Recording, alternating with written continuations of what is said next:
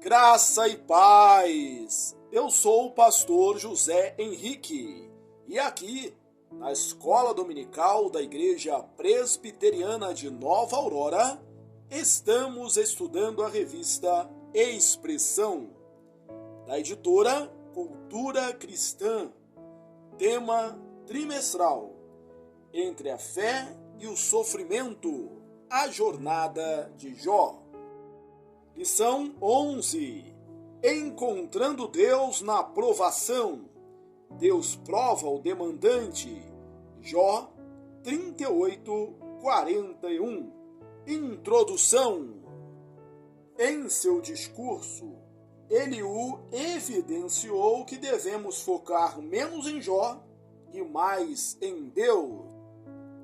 Assim, ele nos ajudou a entender que a solução para nossas dores e temores não se encontra em nossas ações ou sabedoria, mas nos atributos e obras de Deus em favor da humanidade.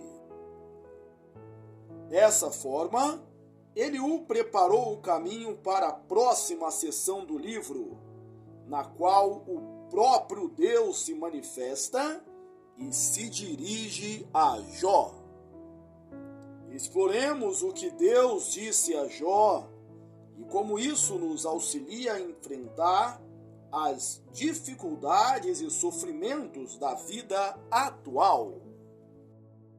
Tópico 1. Deus no meio do redemoinho.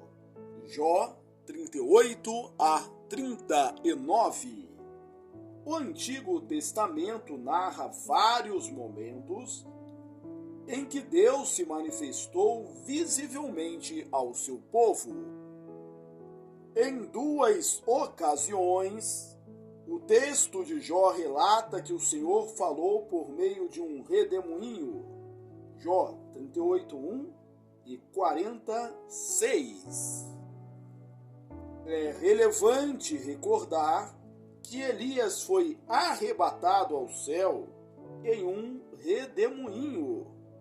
2 Reis 2:11. Em Jeremias, um redemoinho simboliza a ira do Senhor sobre os perversos. Jeremias 23:19.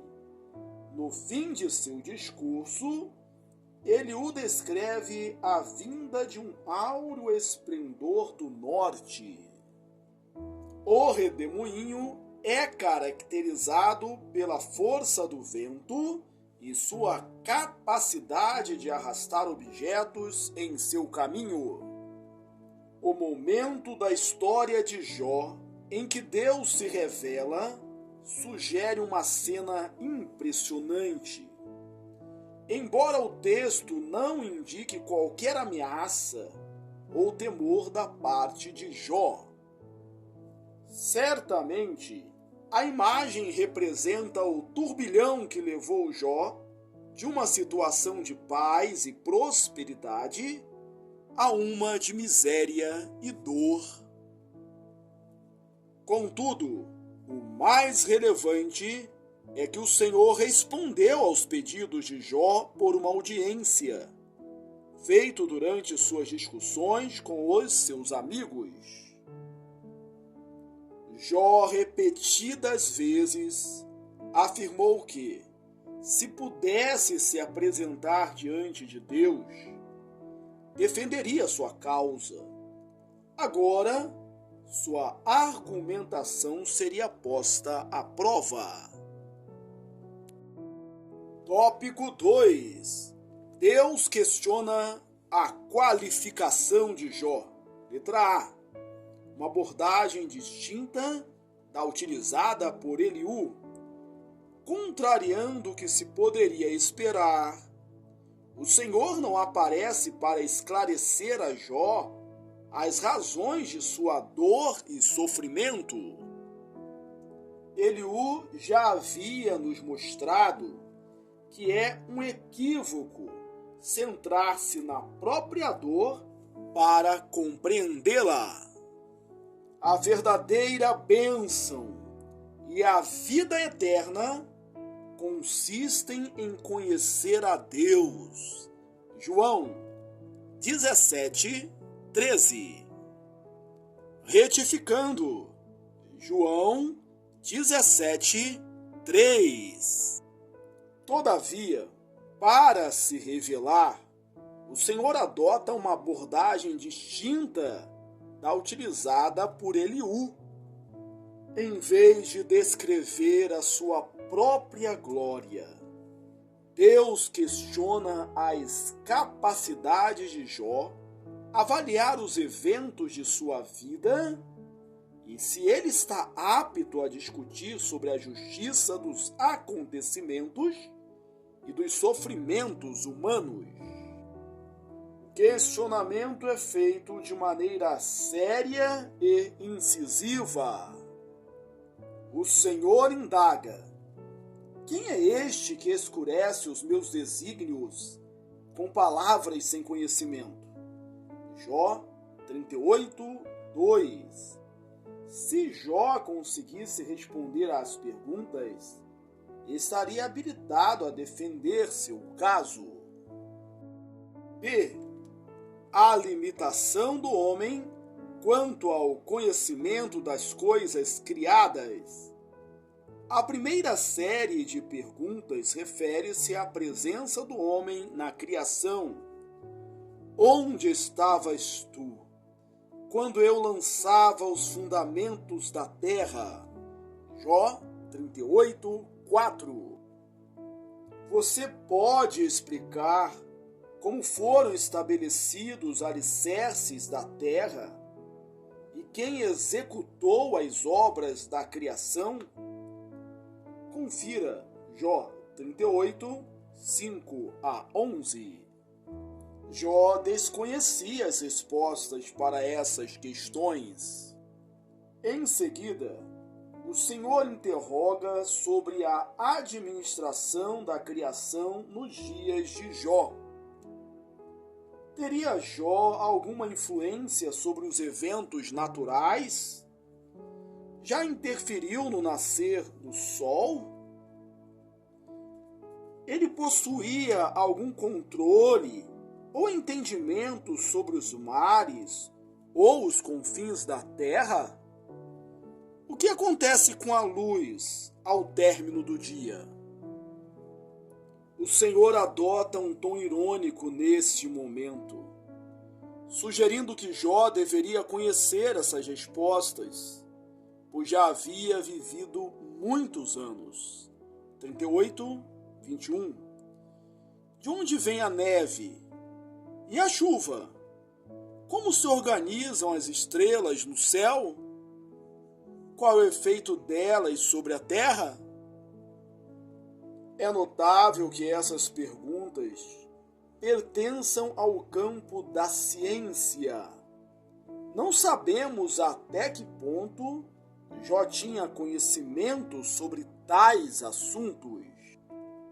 Atualmente, a ciência humana já elucidou algumas delas, como a rotação da Terra, que define o dia e a noite, o cálculo da circunferência terrestre, a formação da chuva e da neve. Porém, mesmo com todo esse conhecimento, ainda é evidente que nos falta muito a aprender e que o homem não pode controlar esses fenômenos. No máximo, pode prever, e ainda assim com um significativo grau de incerteza.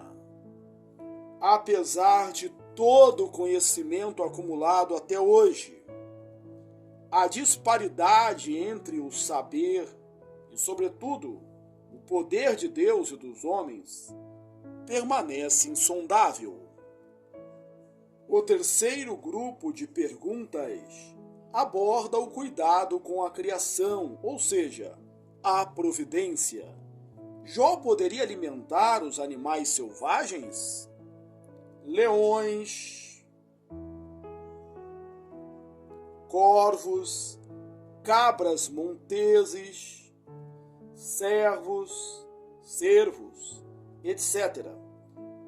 Todos esses animais dependem de Deus e os homens não podem auxiliá-los em seu habitat natural.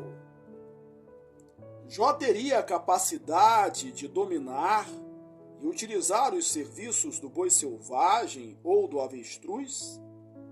Poderia ele conferir força ao cavalo, ensinar o falcão a voar ou indicar às águias onde fazer seus ninhos? Certamente não. Tópico 3. Jó admite sua incapacidade. Jó 40, 1-5. Jó teria de responder negativamente a todas essas questões. Eu não estava lá. Eu não sei. Eu não posso. Daí a incisiva pergunta do Senhor a Jó. Em Jó 42, pode ser formulada ou reformulada da seguinte maneira: se você não sabe nada, como pode discutir com Deus? Jó falou e discursou extensivamente diante dos amigos, mas na verdade ele não sabia de nada.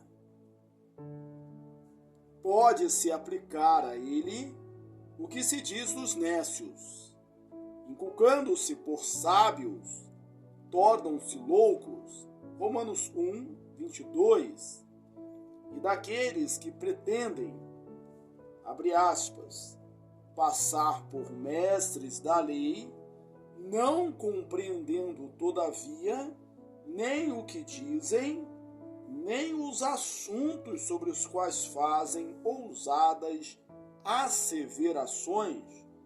1 Timóteo 1, 7. Jó reconhece sua incapacidade. Sou indigno. Que te responderia eu? Era hora de se calar, pois Jó já havia falado demais. Eclesiastes nos lembra que é melhor aproximar-se da casa de Deus para ouvir do que oferecer o sacrifício dos tolos. Eclesiastes 5:1. Um dos nossos grandes desafios é que vivemos repletos de nós mesmos e da vaidade de nossos pensamentos. Efésios 4:17, Lucas 18:11. Somos pó, incapazes de governar até mesmo nossa própria vida.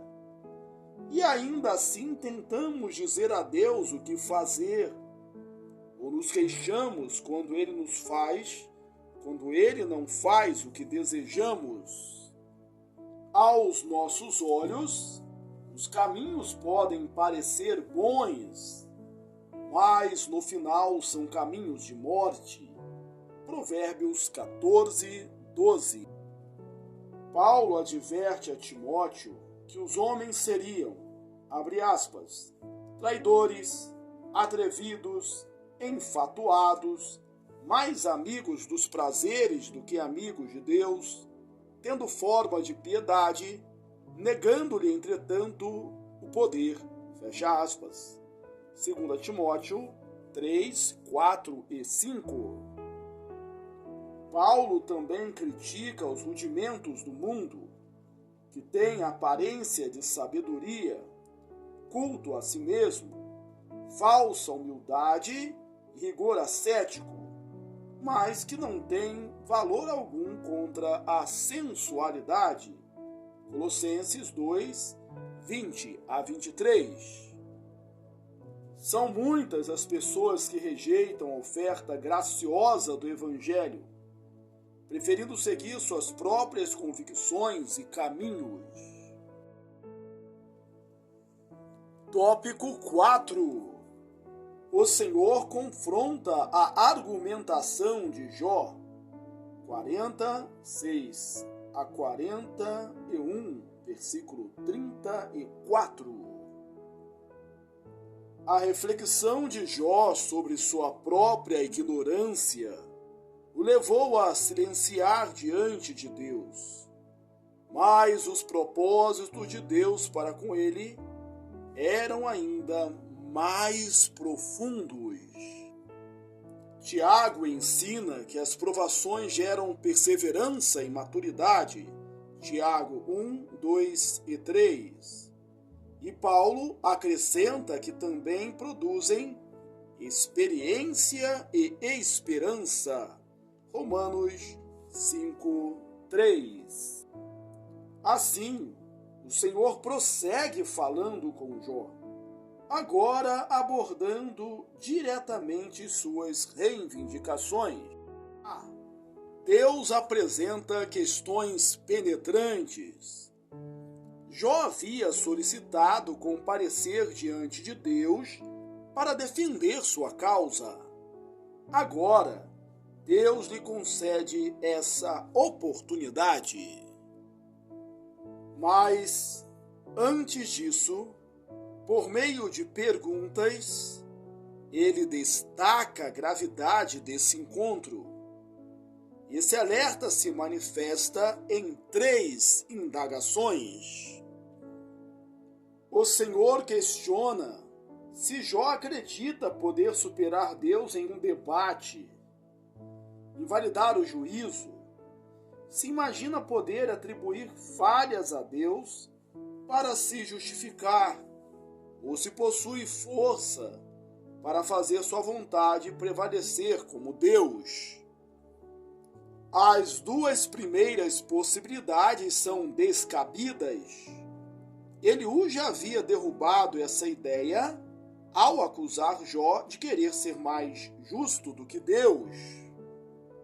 Se Jó persistisse nesse caminho, encontraria sérios problemas, contrariando suas próprias palavras. Mas a terceira possibilidade ainda estava em aberto. Jó teria poder para impor sua vontade? E 2 testes reveladores. Jó 40, 10 a 14. Deus desafia Jó a demonstrar suas qualificações para fazer tal reivindicação. Ele propõe 2 desafios: estabelecer justiça na terra e dominar um animal poderoso. No primeiro desafio, Jó deveria usar suas habilidades para implantar justiça entre os homens. Revestido de sua majestade e glória, ele é desafiado a abater os soberbos e subjugar os perversos, a fim de provar o seu poder. Alguém que pretendesse estabelecer justiça nos céus certamente teria capacidade para afirmar juízo na terra.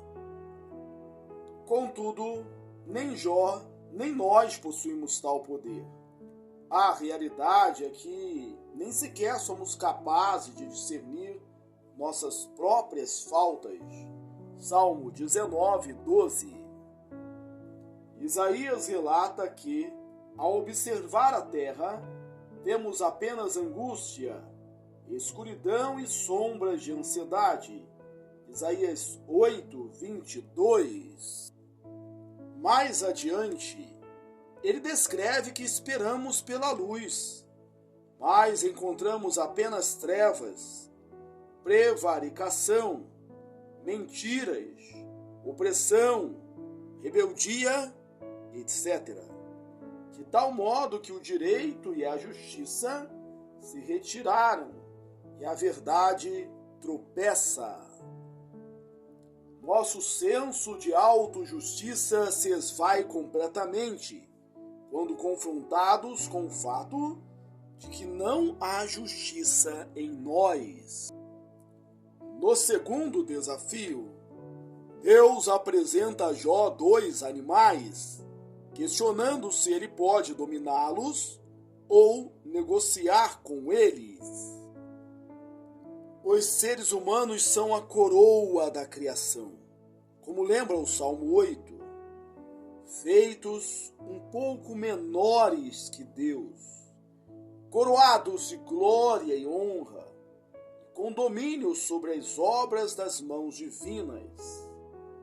No entanto, especialmente por causa da maldição do pecado, foi necessário que o Senhor impusesse pavor e medo em todos os animais, para que não atacassem o homem.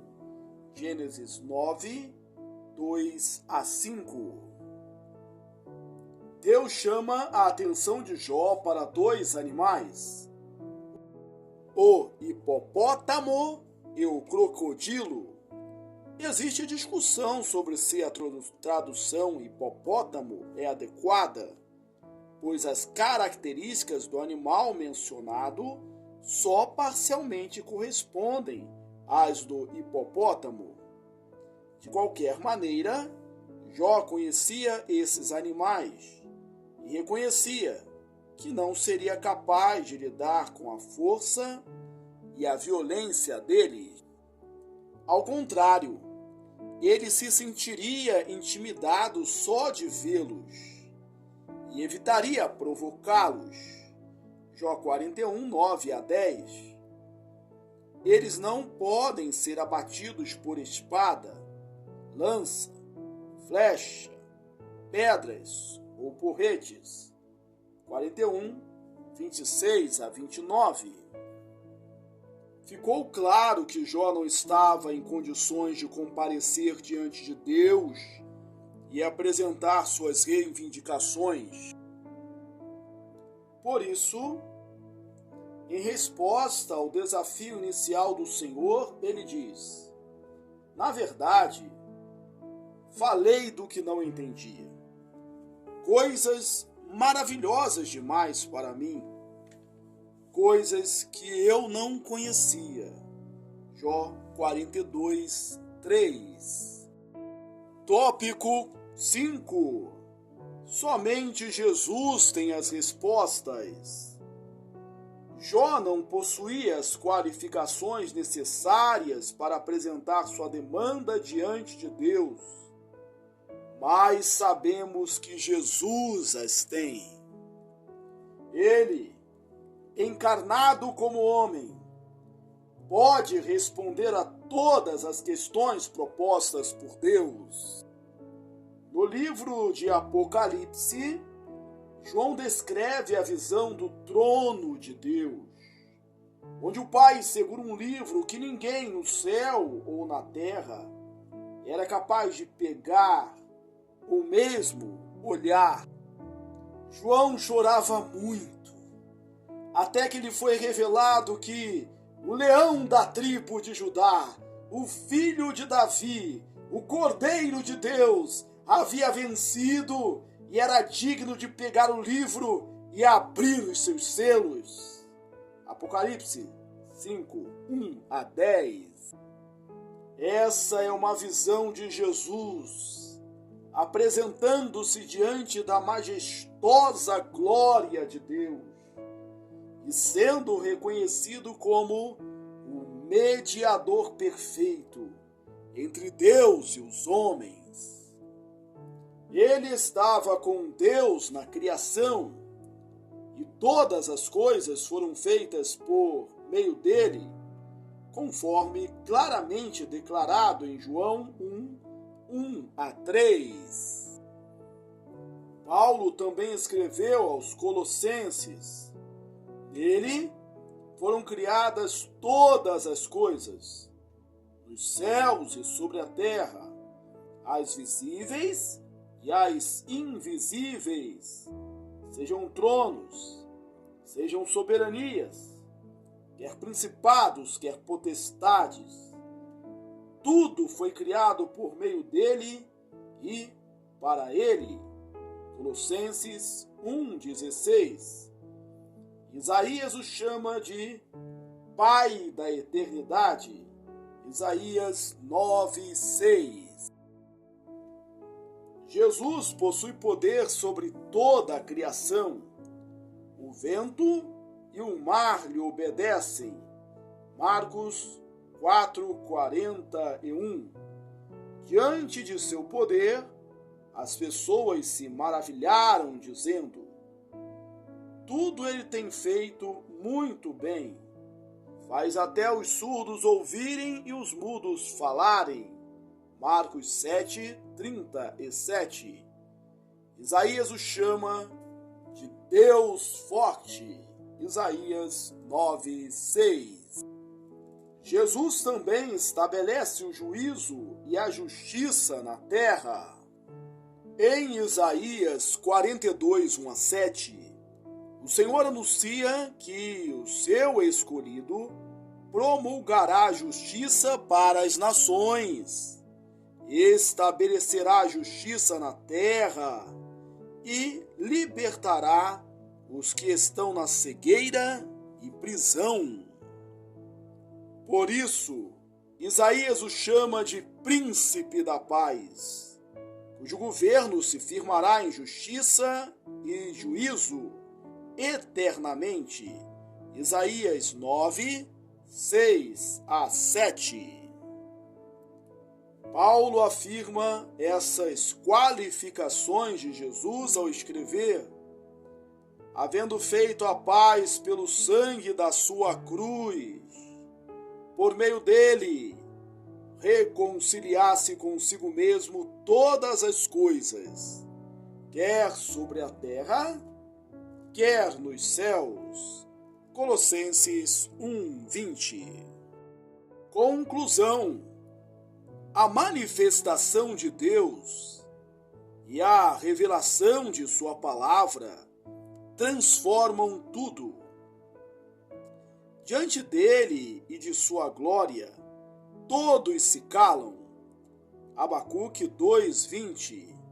As perguntas feitas a Jó demonstram que ele e nós somos completamente incapazes de compreender as razões dos eventos que ocorrem conosco, mesmo que Deus desejasse explicá-los. Elas mostram que nossos planos e pretensões são insignificantes diante do Senhor e de sua glória. Em todas as circunstâncias, o melhor a fazer é calar e confiar na sabedoria de Deus. No entanto, a lição mais importante para nós é reconhecer em Jesus Cristo o mediador perfeito, que respondeu a todas as perguntas e se apresentou diante de Deus em nosso favor. Nele, temos a confirmação de todas as promessas de Deus. 2 Coríntios 1:19-20. Aplicação: a glória de Deus e sua palavra devem nos levar a descansar e confiar em Deus em todas as circunstâncias. Em vez de apresentarmos nossas razões, busquemos o conhecimento de Deus, de seu poder e de sua salvação, que se manifestaram perfeitamente em Jesus Cristo. Se assim fizermos, seremos tomados pela paz de Deus, que excede todo entendimento. Filipenses 4:7. Concluímos a leitura da lição 11, encontrando Deus na provação. Deus prova o demandante. Jó 38:41. Que bom que você chegou até aqui. Deus te abençoe ricamente. Aproveito esta oportunidade para recomendar que você leia os meus livros. Você é o que você fala e você é o que você planeja. Um forte abraço e até a próxima, se Deus quiser.